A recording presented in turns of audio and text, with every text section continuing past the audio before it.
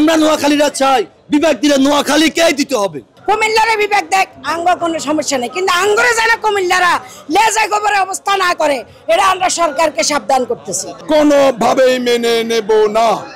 নোয়াখালী, ফেনী, লক্ষ্মীপুরবাসী আন্দোলন চরমে উঠিয়ে নিয়ে যাবে।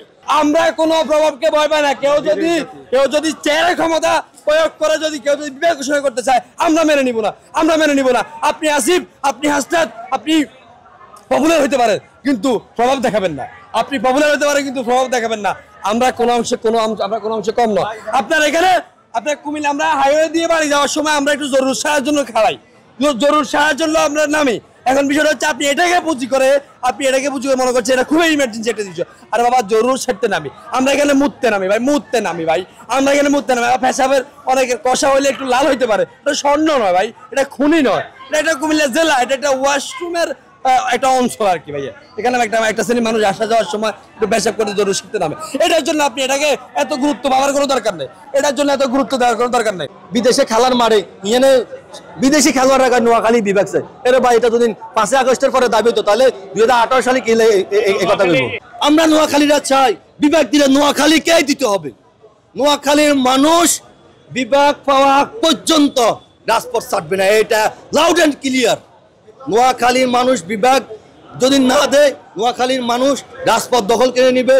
যতক্ষণ পর্যন্ত বিভাগ না হবে ততক্ষণ পর্যন্ত নোয়াখালী মানুষ রাজপথে থাকবে। আঙ্গ নোয়াখালী জেলা এয়ারপোর্ট লাগবে, আঙ্গ নোয়াখালী জেলা আঙ্গ প্রযুক্তি বিশ্ববিদ্যালয় আছে, আঙ্গ ক্যান্টনমেন্ট লাগবে, আঙ্গ অনেক কিছুই লাগবে। সুতরাং আমরা নোয়াখালী কুমিল্লার লাগে আমরা যাইতেই পারি না। কুমিল্লারে বিভাগ দেখ আঙ্গ কোনো সমস্যা নেই, কিন্তু আঙ্গরে যেন কুমিল্লারা লেজা গোবরে অবস্থা না করে, এটা আমরা সরকারকে সাবধান করতেছি। এই কারণে সরকারকে সাবধান করতেছি, লেজা গোবরে অবস্থার কোনো দরকার নেই। কেন আমরা যৌক্তিক দাবি আমাদের সর্বাধিক মিলাই আমরা কিন্তু বারবার আমাদের সিনিয়র নেতৃবৃন্দরাও কিন্তু নোয়াখালীর বিভাগ চাওয়ার দাবিতে একটু আগে আপনারা দেখছেন সম্মান সম্মেলন করছে। আবার 11 তারিখে আমাদের বিশাল সমাবেশ এবং মানববন্ধন আছে প্রেস ক্লাবের সামনে। এভাবেই আমাদের যতদিন বিভাগ না দেওয়া হয়, ঘোষণা না করা হয়, আমাদের আন্দোলন অব্যাহত থাকবে ইনশাল্লাহ। আর আলটিমেটাম চলবে, আমরা দাবি আদায় করে ছাড়বো। আমরা চাই না তারা আঙ্গলকে কোনো ঠ্যাংরায় ঝগড়া করুক। আমরা কই আমরা আঙ্গ দাবি দিয়ে আমরা আদায় করে নিব, কথা ক্লিয়ার।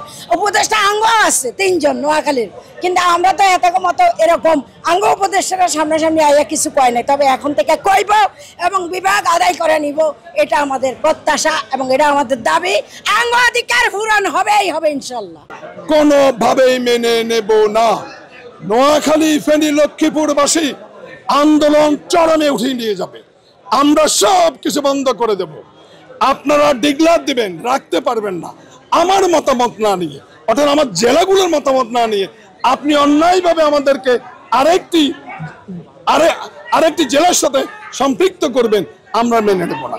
নোয়াখালীরা মেনে নেয় না, নোয়াখালীরা মাথা নত করে না, মাথা সোজা করে দাঁড়িয়ে থাকে।